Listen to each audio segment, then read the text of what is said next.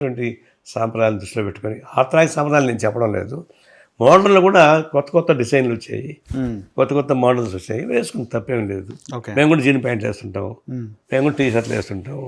అట్లా లేడీస్ కూడా అనేక రకాల వస్తున్నాయి, స్లీవ్లెస్ వస్తుంటాయి, వేసుకోవచ్చు. అంతకన్నా మించి దిగజారద్దంట కాదు. కంగనా రనౌత్ సినిమాలలో అర్ధనగ్న ప్రదర్శన చేస్తుంది, అట్లాగా చేస్తే ఆ సినిమా సరిపోద్ది అని బయట సరిపోదు కదా. అది ఆయన చెప్పాడు, కొంచెం మిస్ఫైర్ అయింది, ఆయన సర్దుకున్నాడు. ఇంక దాని గురించి చర్చ అవసరం లేదు వాస్తవం. ఓకే, కానీ అనసూయ లాంటి వాళ్ళు ఇంకా కామెంట్స్ చేయడం, మాట్లాడడం ఇవన్నీ జరుగుతున్నాయి. అనసూయ, జబర్దస్త్ అనసూయ ఏం మాట్లాడతాం వాళ్ళ గురించి? జబర్దస్త్, అది ఆ జబర్దస్త్ గురించి ఏం మాట్లాడబడతావు? అనసూయ వెనకాల ఎవరున్నారు అనుకుంటారా సార్? నాగబాబు కూడా సపోర్ట్ చేస్తున్నారు అనసూయని. వెనక ఎవరున్నారు ముందు నాకు తెలియదు. I'm least bother. అసలు ఆ కామెంట్ నేను వినలేదు వాస్తవానికి. I don't want to involve. Bigg Boss గురించి బాగా ఫైట్ చేస్తుంటారు మీరు. బిగ్ బాస్ ఆ ఏం షో, చెత్త షో, ఎప్పటికీ ఏ బిగ్ బాస్ సీజన్ అయినా మీరు బయటకు వచ్చి మాట్లాడుతుంటారు. దాని కాన్సెప్ట్ ఏంటి చెప్పండి. నేను చూశాను బిగ్ బాస్ కూడా. ఫస్ట్ ఇనాగరల్ సెక్షన్ అప్పుడు చూసా నేను. ఆ రోజు కోవిడ్ ఏడే ఉండి చూస్తున్నా. అసలు కాలు దెబ్బలు బహుశా రెస్ట్ తీసుకుంటున్నా. నాగార్జున ఒక 3 హీరోయిన్ల బొమ్మలు పెట్టాడు. ఓకే, పెట్టి ఒక హీరోని పిలిచాడు. ఇదే సోఫాలో కూర్చొని చూస్తున్నాను. చూశాను, ఇక్కడ కూర్చొని చూస్తున్నా. ఓకే, ఒక 3 ఫోటోలు, హీరోయిన్ ఫోటో, 3 హీరోయిన్ల ఫోటోలు పెట్టినాడు. వివిధ హీరోయిన్స్. ఓకే, ఆ పేర్లు వద్దులే. ఒక హీరోని పిలిచారు. వచ్చి దీనిలో ఉండే వాళ్ళలో ఏ అమ్మాయితో ముద్దు పెట్టుకుంటావు, ఏ అమ్మాయితో డేటింగ్ చేస్తావు, ఏ అమ్మాయితో పెళ్లి చేసుకుంటావు అని అడిగాడు. ఓకే, అతను ఈ అమ్మాయితో ముద్దు పెట్టుకుంటా, ఆ అమ్మాయితో డేటింగ్ చేస్తా, ఈ అమ్మాయిని పెళ్లి చేసుకుంటా. నాకు కడుపు మండిపోయింది. ఏంటి culture? Nagarjuna popular person, Bigg Boss పెద్ద వ్యవస్థ అది. దానిలో ఇంత హీనాతిహీనమైన సంస్కృతి, ఒక అబ్బాయి ముగ్గురిని ఎంగేజ్ చేసే సంస్కృతి సిగ్నల్ పోతే ఈ సమాజం పనికి వస్తుందా? నేను వెంటనే వ్యతిరేకించాను. ఇది బూతుల పురాణం, ఇది దీని జోలికి పోకూడదని. ఆ తర్వాత ప్రూవ్ అయింది. లోపల వాళ్ళు ఏమేమి పనులు చేస్తారు. ఒక మాటనండి, ఇప్పుడు మంచి యువకులు, అక్కా చెల్లెలు కాదు, అన్నా తమ్ముళ్ళు కాదు, భార్యాభర్తలు కాదు, వాళ్ళందరినీ తీసుకొచ్చి ఒక 50-100 మంది ఒక రూమ్లో పడేసి, ఒక గది ఒక హాల్లో పడేసి 100 రోజులు బట్టి మీ ఇష్టం చేసుకోండి, తినండి తాగడం వదిలిపెట్టిన తర్వాత వాళ్ళు ఊరుకుంటారా? రెండకాల నష్టం. ఒకటి, అంత ఏజ్లో ఉన్నవాళ్ళు బయట ఉంటే సమాజానికి ఉపయోగపడతారు. నేషనల్ ఇన్కమ్ ఇది, ఏదో ఒక పని చేస్తావు కదా. మొత్తం 100 రోజులు దాన్ని పడేసి పెడితే నేషనల్ ఇన్కమ్ పోయింది. రెండోది, వాళ్ళకి ఆడున్న యువకులు ఊరుకుంటారా? బయలాజికల్ ప్రాబ్లమ్స్ ఉండవా? వాళ్ళకున్న అంతకాలం ఉంటే చేయడం అలవాటు. బయటికి ఏం వస్తుంది? అది ఈ లోపల ఏం చేస్తారు వీళ్ళు? వ్యభిచారం చేస్తారా అభిప్రాయం వస్తుంది. ఏమి లేదు అని అంటారు. నేను 24 hours లైవ్ పెట్టమన్నా, కానీ సెలెక్టెడ్ లైవ్ పెట్టారు వాళ్ళు. అవును, దానిలో అనేక వచ్చాయి కదా, విడాకులు తీసుకొని గర్భం అయిందేంటివి, ఇంకోటి మొగుడి పడంతా కూడా చాలా వచ్చాయి కదా. అట్లాంటప్పుడు అది హీన సంస్కృతి. హీన సంస్కృతిని పెంచి పోషించడం కరెక్ట్ కాదు. అందులో అట్లాంటి హీన సంస్కృతికి బిగ్ బాస్ ఈయన నాగార్జున లాంటి మంచి కుటుంబం, అది అక్కడ నాగేశ్వర కుటుంబం, ఈయన మంచి పాపడారు. ఆయన కూడా అన్నమయ్య దానిలో హీరోగా చేశాడు. అట్లాంటి వాడు ఇట్లాంటి పనులు ఎందుకు చేయాలా? డబ్బులకి అంత కక్కుర్తి పడాలన్నా? మీకు డబ్బులు లేవా? 7 తరాల ఆస్తి ఉంది కాబట్టి డబ్బులకి ఎందుకు కక్కుర్తి పడాలా? మంచిని మీ కుటుంబం సమాధానం చేయండి అని ఇట్లాంటి హీనకలు చేయవాకండి. ఇది జస్ట్ లైక్ బ్రోతల కంపెనీ. కానీ ఎప్పటికీ బిగ్ బాస్ నడుస్తూనే ఉంది కదా సార్. Big boss నడవచ్చండి. ఇప్పుడు దసరా బుల్లోడు సినిమాకు మరో ప్రపంచ సినిమాకు తేడా ఉందా? మరో ప్రపంచం 18 రోజులు పోయింది సినిమా. దసరా బుల్లోడు 200 రోజులు పోయింది. మరి దసరా బుల్లోడులో కంటెంట్ ఉందా? మరో ప్రపంచ కంటెంట్ ఉందా? అది మన దేశం. మనం చేద్దాం. మా ప్రజలను బలహీనత ఉపయోగించుకొని చెడు సాంప్రదాయాన్ని సృష్టిస్తే చెడు సాంప్రదాయాల నుంచి బయటపడడానికి ప్రయత్నించండి తప్ప చెడు సాంప్రదాయాల ద్వారా డబ్బులు సంపాదించడం మొదలు పెడితే అంతకంటే హీనత్వం ఇంకొకటి ఉంది. రైట్. ప్రజెంట్ తెలుగు రాష్ట్ర రాజకీయాలు ఎలా ఉన్నాయి, అసెంబ్లీలో ఎమ్మెల్యేల తీరు ఎలా ఉందంటే ఏం చెప్తారు? ఇది ఆశ్చర్యంగా ఉంది.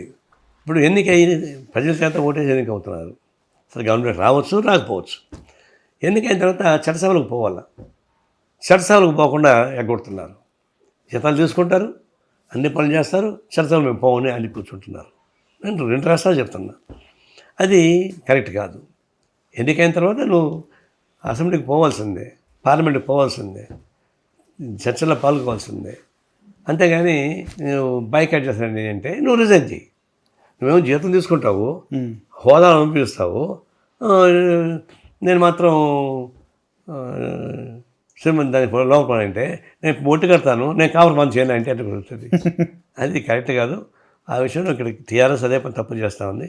అది కూడా కరెక్ట్ కాదు నా ఉద్దేశం. కేసీఆర్ అసెంబ్లీకి వస్తాడు కదా సార్, మొన్న ఎప్పుడు వచ్చిండు? అది కూడా ఇప్పుడు ఆయన సీనియర్ మోస్ట్ పాలిటీషియన్, ఆయన చాలా ఎక్స్పీరియన్స్ ఉన్నాడు, చాలా తెలిసినట్టున్నాడు, చాలా సూడ్ పర్సన్. పాలిటిక్స్లో చాలా సూడ్ పర్సన్ అని ఉంటే కేసీఆర్. అట్లాంటి వాడు ఓడిపోతే సన్యాసం పుచ్చుకుంటే పోయి ఫామ్ హౌస్లో పడుకోవడం ఏంటి, అసెంబ్లీ జరుగుతుంటే అసెంబ్లీకి రాకపోవడం ఏంటి? నేను మరి రిజైన్ చేయాలి కదా, మరి నేను రిజైన్ చేయొచ్చు కదా, ఎందుకు చేయడం లేదు? ఆయన చేయకపోతే అందరినీ బైకట్ చేయించి ఆయన వాళ్ళు కూడా రిజైన్ చేయరు. ఇది ఒక విధంగా టీఆర్ఎస్ కేసీఆర్ దివాళా కోర రాజకీయాలు. ఉద్యమంలో మీరు దగ్గరగా పనిచేసినారు కేసీఆర్కి, అంటే ఎలాంటి వాడు సార్ కేసీఆర్? అంటే ఒక మాట, కమ్యూనిస్ట్ పార్టీ సిపిఐ జాతీయ పార్టీగా ఉంటూ ఇట్లా తెలంగాణ పరిస్థితులను అన్వయం చేసుకొని సపరేట్ తెలంగాణకి పిలిపించాం. అది మాకు కూడా పెద్ద ప్రాబ్లమ్స్ వచ్చినాయి. అప్పుడు నేను రాష్ట్ర పార్టీ కార్యదర్శిని, నేనేమో తిరుగుతావాడిని. అవును, మరి తెలంగాణ కావాలి కొట్లాడుతున్నా. సీమాంధ్ర అది కూడా ఎట్లా కొట్లాడుతున్నాను? కేసీఆర్, నేను, కొందరు మేము ముగ్గురు లీడర్లవి ఆ స్థాయిలో కొట్లాడుతున్నాం గట్టిగా. నా దిష్టిబొమ్మ తగలబెట్టారు తిరుపతిలో, కర్నూలులో. నువ్వు ఆంధ్ర ద్రోహి నువ్వు అని చెప్పని నేనే పోయాడికి. మరి నా దిష్టిబొమ్మ కదా నన్ను దగ్గర పెట్టుకుంటే మేము మారం పార్టీ పాలసీ అని చెప్పొచ్చు. అది వేరు. ఒకటే అటాక్ ఏమైనా జరిగింది అప్పుడు? అది నిరసన చేశారు కానీ నా దగ్గరికి వచ్చి కొడతారా? అంత చేయలేరు. అంటే నేనే పోయి దగ్గరికి వాళ్ళకి తిరుపతిలో వాళ్ళు దిష్టిబొమ్మ నిలబెట్టుంటే ఇప్పుడు తిక్కులో కొంటారు, నన్ను దగ్గర పెట్టుకుని మారం కదా అని అప్పుడు వెళ్ళిపోయారు. అది వేరు. అంటే పాలసీ కోసం ఒకే పాట పైన నిలబడింది కమ్యూనిస్ట్ పార్టీ అనుకోవట్లేదు. అట్లా ఫైట్ చేస్తే కేసీఆర్ ఆయనకి తెలంగాణ వస్తే అంటే నేను ఫస్ట్ సిపిఐని దూరంగా పెట్టాడు, కోదండరామన్ దూరంగా పెట్టాడు. It is a political criminal KCR. అదే ఆయనకి 10 ఏళ్ళు. మీరు ఎప్పుడు కలవలేదా? ఎందుకు కలలేదు? సీఎం ముఖ్యమంత్రి కాదు బాగానే కలిసాం. ముఖ్యమంత్రి అయిన తర్వాత 1-2 మంది కలిశాను, మళ్ళీ కలలేదు. ఏం మాట్లాడినారు కలిసినప్పుడు? కలిసినప్పుడు బ్రహ్మాండంగా మాట్లాడతాడు, చాలా కడుపుండగా మాట్లాడతాడు కేసీఆర్, చాలా బాగా మాట్లాడతాడు కలిసినప్పుడు. కానీ ఏది ఇంప్లిమెంట్ చేయడు. మా అబ్బాయి పెళ్లి వాడు కూడా వచ్చాడు కదా. కానీ మీ పైన ఒక కామెంట్ చేసింది కదా కేసీఆర్ అప్పుడు, 2018లో కేసీఆర్ ఓడిపోకపోతే చెవు కోసుకుంటా అన్నాడు. అది కాదు కార్పొరేషన్ ఎలక్షన్స్లో 2020లోనా సార్? కార్పొరేషన్ ఎలక్షన్స్లో మీకు 100 సీట్లు దాటితే నేను చెవు కోసుకుంటాను అన్న. 100 సీట్లు వాళ్ళకి వచ్చేసినాయి. వచ్చినాక నన్ను నారాయణ జాగ్రత్త అంటే నారాయణ చెవు కోసుకోకూరి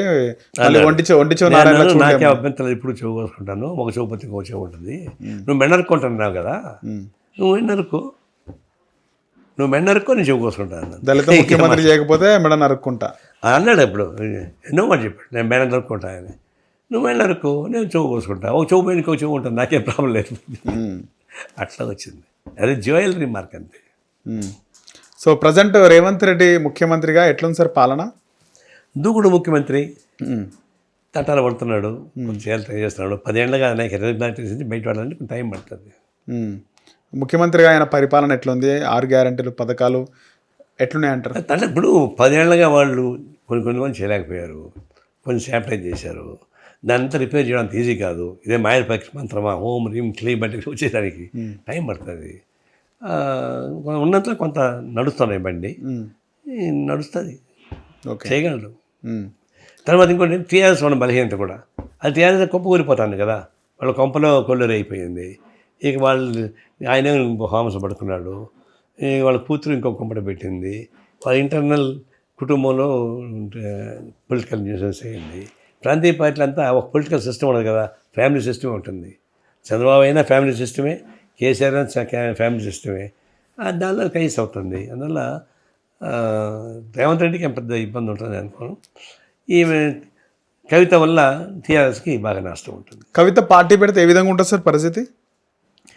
పార్టీ హిట్ టీవీ యాప్, ఇందులో short news, live news, entertainment shows, movies, digital magazines తో పాటు మీ జిల్లా వార్తలను కూడా ఫ్రీగా చూడొచ్చు.